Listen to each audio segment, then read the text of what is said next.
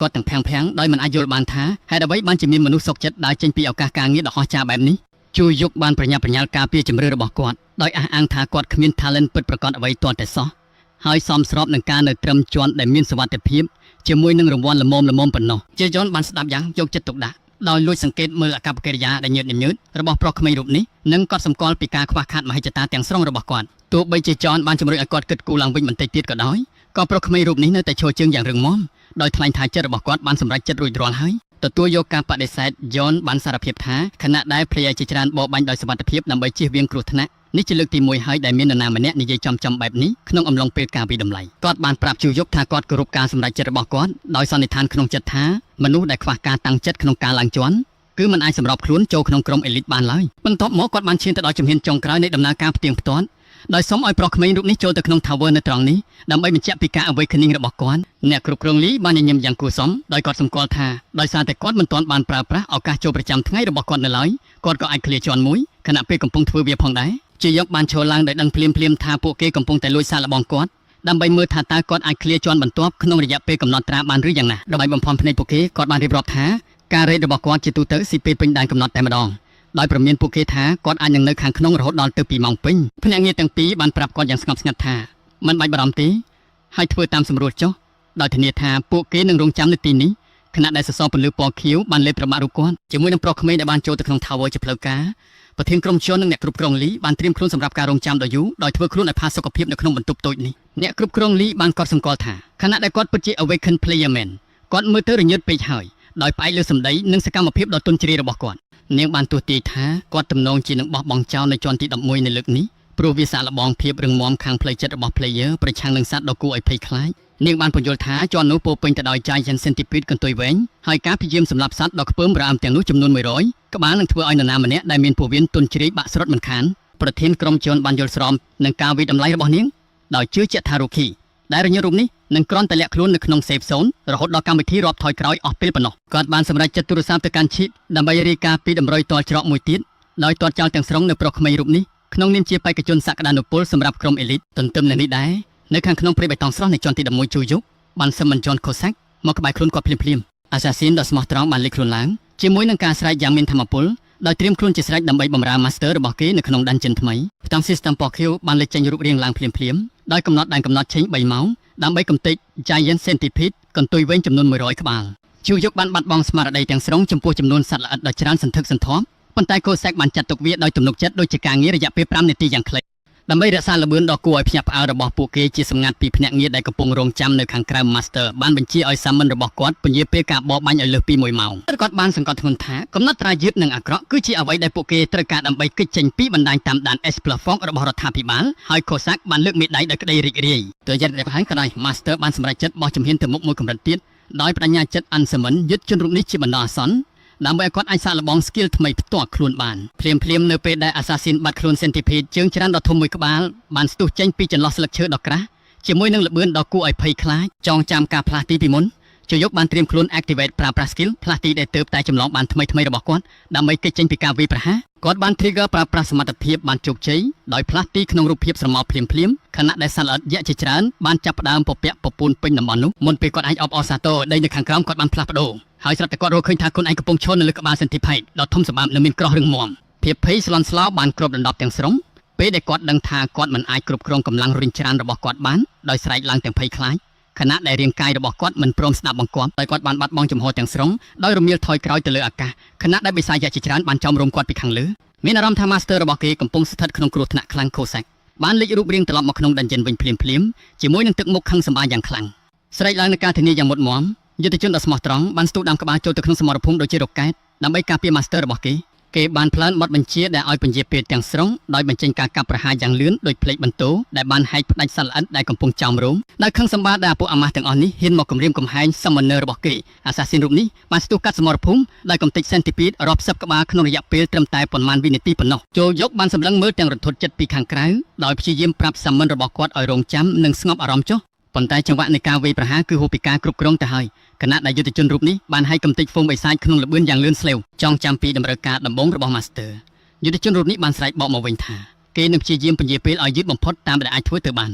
Master បានសម្លឹងមើលទាំងរន្ធត់ចិត្តយ៉ាងខ្លាំងដោយដឹងថាចង្វាក់បច្ចុប្បន្នរបស់យុទ្ធជនរូបនេះនៅតែបន្តបំផ្លាញផែនការរបស់គាត់ទាំងស្រុងដដែលចំពេលតែម្ដងប្រអប់ system ដ៏គួរឲ្យភ័យខ្លាចបានភ្លឺឡើងដោយប្រកាសពីចំណាត់ថ្នាក់ S+ Clear នៅរឿងល្បីល្បាញមួយទៀតនិងរង្វាន់ Platinum Badge Dungeon Portal បាន activate ភ្លាមដោយបន្សល់ទុកឲ្យប្រុសក្មេងរូបនេះមើលទៅអស់សង្ឃឹមទាំងស្រុងខណៈដែលគាត់ត្រូវបង្ខំចិត្តចាកចេញពីជាន់នោះត្រឡប់មកក្នុងបន្ទប់ផ្ទះល្វែងវិញតំណាងរដ្ឋាភិបាលទាំងពីរបានចំណាយពេលដោយគ្រាន់តែផ្អែកខ្នងនឹងជញ្ជាំងរំពេចនោះសារជូនដំណឹង Global System ដ៏ចែងចាំងមួយបានភ្លឺឡើងចំអេក្រង់របស់អ្នកគ្រប់គ្រងលីដោយធ្វើឲ្យនាងភ្ញាក់ផ្អើលយ៉ាងខ្លាំងនៅត្រង់ប្រភេទនៃវិនាទីដូចគ្នានោះសសរពន្លឺបានផ្ទុះឡើងនៅចំកណ្ដាលបន្ទប់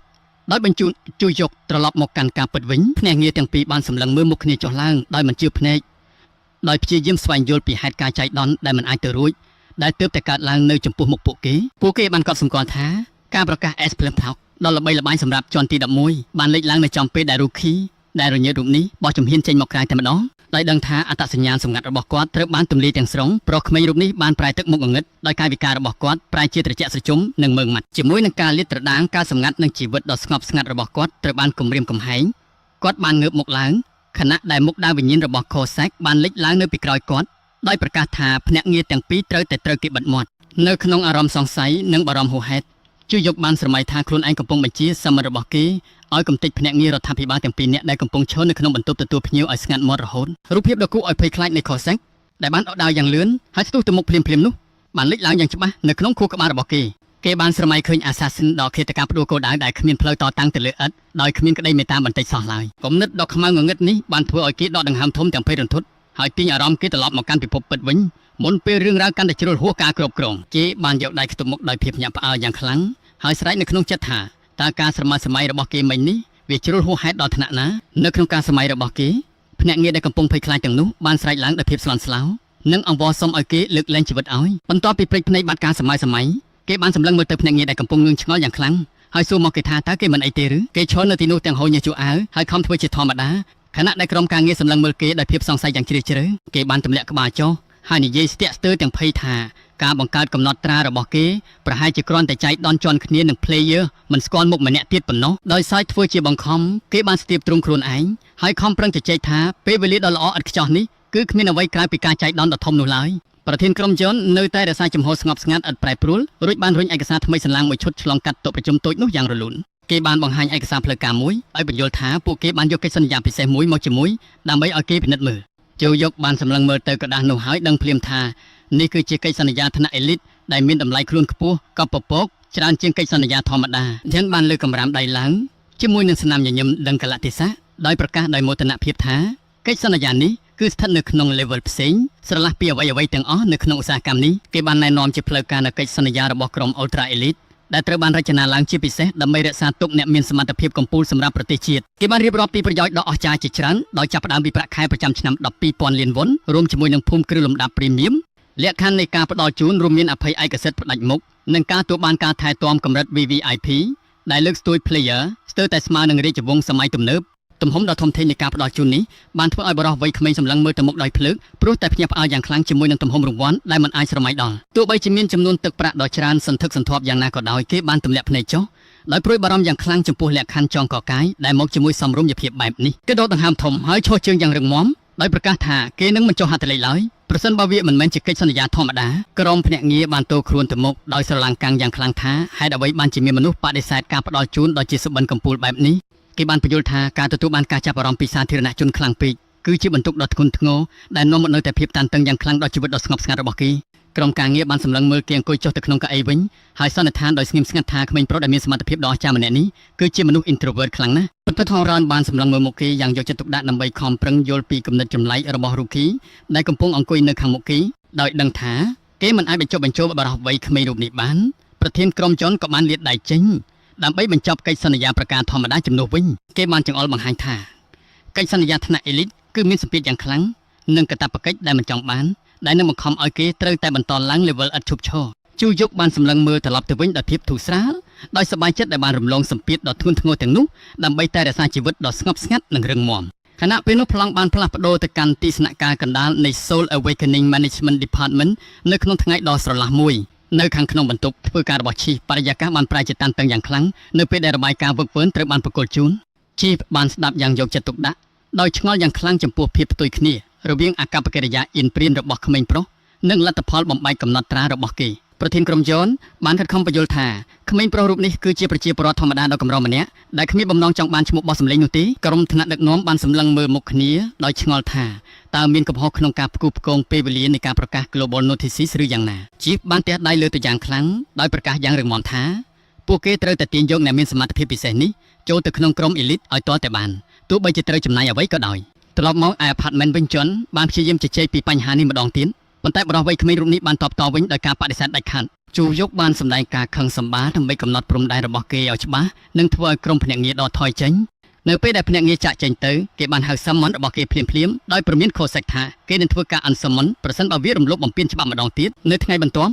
ពន្លឺភ្លើងពណ៌ខៀវនៃ Magic បានបញ្ចេញពន្លឺដែលជាសញ្ញានៃការចូលទៅកាន់ជាន់ទី12នៃ Tower បរិយាកាសត្រជាក់បានលេចឡើងនៅជុំវិញពួកគេហើយ system បានផ្ដល់ main mission ឲ្យពួកគេកំទេច Ice Icosphere Vessel ចំនួន20ក្បាលពួកគេបានមកដល់កណ្ដាលតំបន់ទឹកកកដ៏ល្វឹងល្វើយហើយខ្យល់ព្យុះព្រិលយ៉ាងខ្លាំងបានបក់បោកភ្លាមឆ្លងកាត់វាលព្រិលជូយកបានញ័រខ្លួនយ៉ាងខ្លាំង